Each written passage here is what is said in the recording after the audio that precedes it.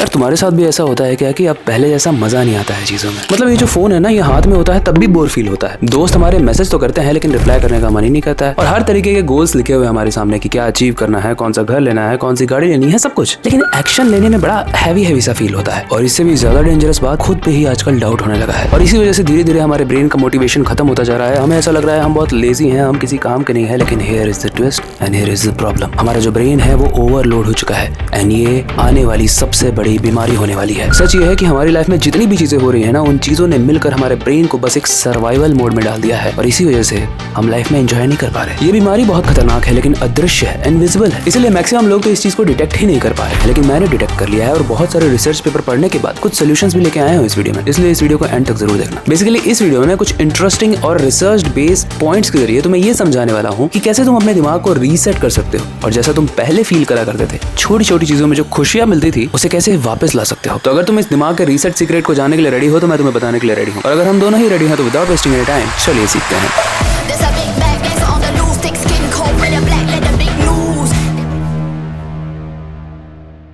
देखो, तुम्हें वो वक्त तो याद होगा ना जब हम पापा के पास जाके बोलते थे पापा मुझे ये चॉकलेट खानी है, और पापा जब उस चॉकलेट को खरीद देते थे तो उतने में ही हमें इतनी खुशी मिलती थी कि क्या ही बताएं। उसके अलावा पहली साइकिल जब आई थी, या पहली बाइक जब आई थी, या फिर नहीं भी आई थी तो कुछ तो आया होगा ना, और जब भी वो आया था तो तुम्हें खुशी बहुत मिली थी। लेकिन आज की डेट में तो ऐसा लगता है तुम्हारे चरणों के सामने कोई कुछ भी समर्पित कर दे, तुम्हें खुशी मिलने ही नहीं वाली है। और इसका रीजन वही है जो मैंने इस वीडियो के इंट्रोडक्शन में बताया। तो वीडियो में आगे बढ़ने से पहले, वीडियो में बहुत मेहनत लगी है, लेकिन मजा आने वाला है एंड सोल्यूशंस मिलने वाले हैं। इसलिए अगर मेरी मेहनत को सपोर्ट करना चाहते हो तो प्लीज इस वीडियो को लाइक कर दो। बाकी तुम्हारे दिमाग को रीसेट करना है तो मुझे ये मेक श्योर करना पड़ेगा कि तुम्हें ये इंटरेस्टिंग लगे वीडियो। इसीलिए इस वीडियो को मैं 3 चैप्टर्स में डिवाइड करूंगा।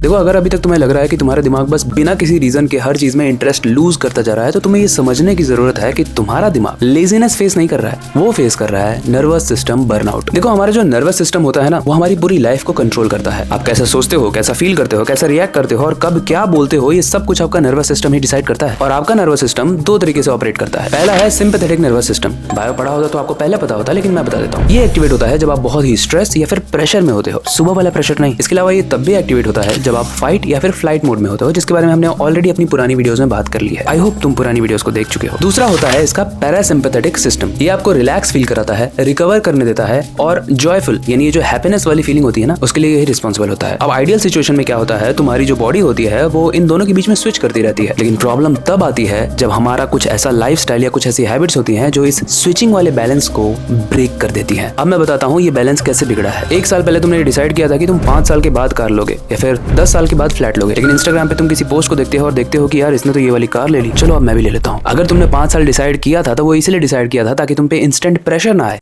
लेकिन अब तुमने क्या किया, कार को ले लिया 6 महीने में ही। यानी तुम्हारे दिमाग में प्रेशर क्रिएट हुआ, तुम्हारा फाइनेंशियल सिस्टम पूरी तरीके से हिल गया, और तुम्हारा ब्रेन जो एंजॉय कर सकता था 5 साल की प्लानिंग के बाद, अब वो चला गया सर्वाइवल मोड में, क्योंकि अब तुम्हें EMI भी भरनी है और सर्वाइव भी करना है। तो ऐसे केस में तुम्हारा जो पैरासिम्पैथेटिक सिस्टम होता है वो डीएक्टिवेट हो जाता है। अच्छा, ये तो चलो बहुत बड़ा सा एग्जांपल था। ये चीजें छोटी छोटी चीजों में भी होती हैं। जैसे शर्मा जी के बेटे का अगर मार्क्स आ गया है तो तुम्हारे पेरेंट्स अगर तुमसे एक्सपेक्ट करने लगेंगे तुम्हारे 99% आने चाहिए, तो तुमने जो अपनी प्लानिंग की थी वो तुम साइड करके अपने पेरेंट्स की जो एक्सपेक्टेशन है उसको फुलफिल करने की कोशिश करोगे, जिसकी वजह से अगेन तुम्हारा पैरासिम्पैथेटिक सिस्टम डीएक्टिवेट हो जाएगा और सिंपैथेटिक सिस्टम एक्टिवेट हो जाएगा। बेसिकली आज की डेट में हम जहां भी जाते हैं, जहां भी घूमते हैं, इनफैक्ट मंदिर से लेके पहाड़ों तक, हम वहां पर कहीं ना कहीं इसीलिए जा रहे हैं, भले ही हमें ये समझ में नहीं आ रहा है, लेकिन सिर्फ इसीलिए जा रहे हैं ताकि एक अच्छी फोटो आ जाए। उसके बाद फिर से ये सिंपैथेटिक सिस्टम ही एक्टिवेट हो जाता है जब उस पोस्ट पे लाइक बड़े कमाते हैं। बेसिकली ये जो जॉयफुल लाइफ हो सकती थी, ये जो एंजॉइंग लाइफ हो सकती थी, उसको हमारे ही हैबिट ने, या फिर कहें कि हमारे ही लाइफस्टाइल ने शट कर दिया है। और यही रीजन है कि इतनी ज्यादा चीजें जो हम सोशल मीडिया पे देखते हैं, उसने हमारे दिमाग को इतनी ज्यादा चीजों से ओवरलोड कर दिया है कि रेस्ट लेने के बाद भी रेस्ट जैसा फील नहीं होता, टायर्ड फील होता है हमेशा। दूसरा, पहले कुछ छोटी छोटी चीजें भी आपको एक्साइट करती थी, लेकिन आज बड़ी चीजें भी एक्साइटमेंट देर तक नहीं रख पाती आपके सामने। उसके अलावा जो लोगों के इमोशन है, हैप्पी के, सैड के, वो पहले बहुत खिले हुए होते थे, लेकिन आज की डेट में पोकर फेस बन चुका है सबका। सिंपल लैंग्वेज में अगर मैं बताऊं तो आपका दिमाग जा चुका है प्रोटेक्शन मोड में, और ये बहुत अच्छी बात नहीं है, क्योंकि जब भी हमारा ब्रेन प्रोटेक्शन को चूज करता है वो एंजॉयमेंट को शट डाउन कर देता है। लेकिन एक मिनट, मैंने बोला था ना इसका सोल्यूशन भी बताऊंगा। गुड न्यूज ये है कि ये रिवर्सेबल है, यानी कुछ चीजें ऐसी हैं जिसको करने के बाद तुम इसे रिवर्स कर सकते हो, यानी ये साइंटिफिकली प्रूवन है। इस चीज को हम चैप्टर 2 में डिस्कस करेंगे, लेकिन वीडियो में आगे बढ़ने से पहले अगर तुम्हें ये वीडियो अच्छी लगी है तो प्लीज इस वीडियो को लाइक कर दो, और अगर तुम्हें ये वीडियो अच्छी लगी है तो ऐसी और इंटरेस्टिंग साइकोलॉजिकल टर्म्स को मैं अपने साइकोलॉजी के शो में एक्सप्लेन करता हूँ जो सीखो ऐप पे चलता है, उसे जाके भी जरूर चेकआउट करना।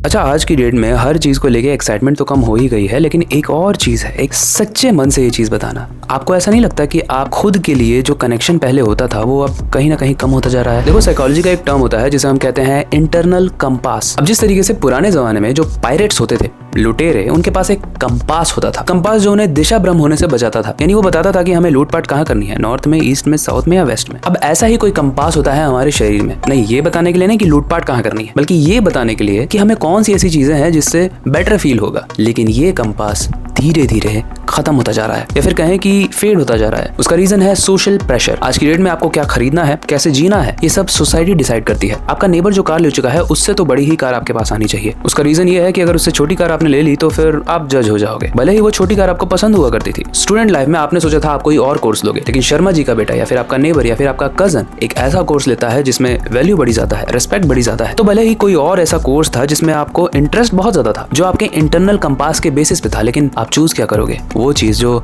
शर्मा जी के बेटे ने चूज की है, क्योंकि आप भी चाहोगे कि आपके पेरेंट्स का सर ऐसे ऊपर तन गिराए, लेकिन इसमें आप कॉम्प्रोमाइज कर दोगे अपने इंटरनल कंपास को, यानी आपकी खुशियों को। और ये चीजें जैसे जैसे हम बड़े होते हैं, हमारी मीटिंग की डेडलाइंस, कार खरीदने की एक्सपेक्टेशन, बाइक खरीदने की एक्सपेक्टेशन, घर खरीदने की एक्सपेक्टेशन, शादी करने की एक्सपेक्टेशन, ये सारी चीजें मिलकर हमारे इंटरनल कंपास को दबा देती हैं। देखो, जितना ज्यादा आपका ये इंटरनल कंपास दबता जाएगा, उतना ज्यादा आप रोबोटिक होता जाओगे। आप काम तो करते रहोगे, अचीव तो होता रहेगा, लेकिन कुछ फील नहीं होगा, क्योंकि ये वो चीजें नहीं है जो आपको चाहिए थी। ये वो चीजें हैं जो सामने वाले लोगों ने डिसाइड की है, और इसी चीज को साइकोलॉजी कहती है डोपामिन ओवरलोड। देखो, एक सिंपल सी बात बताता हूँ, मैंने अपनी बहुत सारी वीडियोस में क्लियरली बताया भी हुआ है कि ये जो डोपामिन होता है ना, मैक्सिमम लोग इसको समझते हैं ये एक हैप्पी केमिकल है, हैप्पी हार्मोन है, लेकिन मेरे हिसाब से या फिर साइकोलॉजी के हिसाब से एक मोटिवेशनल केमिकल है। ये कम होता है तो आप सिर्फ हैप्पी होना ही बंद नहीं कर देते हो, आप अपना मोटिवेशन भी खो देते हो। और आज की डेट में हमारा ब्रेन कॉन्स्टेंटली इंस्टेंट रिवॉर्ड से भरता जा रहा है, चाहे वो इंस्टेंट रील हो, इंस्टेंट फूड हो, या फिर क्विक एंटरटेनमेंट हो। ये सब कुछ हमारे दिमाग को ओवरलोड कर रहा है, और इसी को साइंटिफिक टर्म में कहते हैं डोपामिन रेजिस्टेंस। मतलब ब्रेन इतना स्टिमुलेट हो चुका है कि उसे नॉर्मल एक्टिविटीज में कुछ मजा ही नहीं आ रहा है। एंड यही रीजन है कि आज की डेट में सोशल मीडिया ने, लोगों ने और सोसाइटल प्रेशर ने हमारे दिमाग को इस तरीके से डोपामिन से भर दिया है कि हमें छोटी सी खुशी के लिए भी बहुत बड़ा कुछ अचीव करना पड़ेगा या बहुत आउट ऑफ द बॉक्स करना पड़ेगा। लेकिन ये चीज सही नहीं है, राइट? इस तरीके से हम लाइफ को एंजॉय कैसे करेंगे? इसलिए अब रीसेट की बात करते हैं।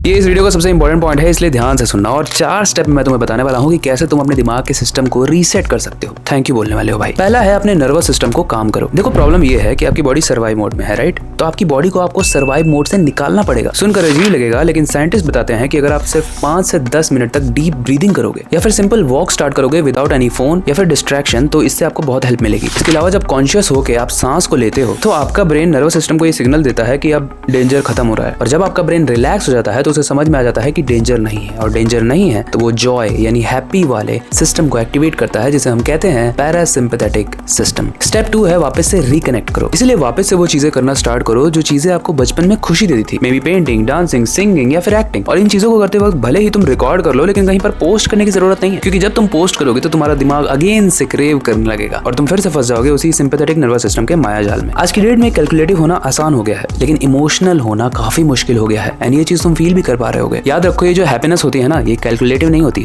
ये इमोशनल होती है। इसलिए इमोशनल लेवल पे तुम्हें काफी इंप्रूव करने की जरूरत है। देखो, ये जो स्टेप्स मैंने तुम्हें बताया है माइंड को रीसेट करने के लिए, ये बहुत ही रिसर्च करने के बाद बता रहा हूँ। तो अगर तुम इसे रोज करने लगो थोड़ी थोड़ी देर के लिए भी, तो तुम देखोगे कि तुम जो कभी फील नहीं किया करते थे, अब धीरे धीरे तुम फील करने लगोगे। वो चीजें जो तुम्हें लाइफ में मिसिंग लगती थी, कहते हैं ना लाइफ में सब कुछ है लेकिन कुछ तो मिसिंग है, वो यही चीज है, तुम्हारा ब्रेन ओवरलोड हो चुका है। मेरे प्यारे दोस्त, इस वीडियो को देखने के बाद तुम इसे रीसेट करो, जो चीजें बताई हैं उसको करने के बाद। एंड तुम मुझे थैंक यू बोलो ना बोलो, बट मुझे पता है दिमाग में तुम मुझे थैंक यू बोलोगे, क्योंकि ये वीडियो है इतनी इन्फॉर्मेटिव। इसलिए इसे अपने दोस्तों के साथ भी शेयर करो, अपने फैमिली मेंबर्स के साथ भी शेयर करो, वो तुम्हें थैंक यू बोलेंगे। बाकी आई होप इस वीडियो से आपको काफी कुछ सीखने को मिला होगा। अगर सीखने को मिला है तो इस वीडियो को लाइक जरूर कर देना। इसी टाइप की और इंटरेस्टिंग वीडियोस देखनी है तो आप सीखो ऐप पे जाके देख सकते हो, वहां पर मेरा साइकोलॉजी का शो चलता है, मैं ही होस्ट करता हूँ, बहुत इंटरेस्टिंग चीज है। आई होप वीडियो आपको अच्छी लगी होगी। अगर आपके पास कोई टॉपिक है तो आप हमें कमेंट सेक्शन में बता सकते हो। बाकी हमेशा की तरह वक्त आ चुका है इस वीडियो को एंड करने का, नई सुपर इंटरेस्टिंग वीडियो पर काम शुरू करने का। लेकिन जाने से पहले मैं हमेशा की तरह बस एक ही चीज कहना चाहता हूँ, अपनी क्यूरियोसिटी को डाय मत होने देना, नई चीजें सीखते रहना।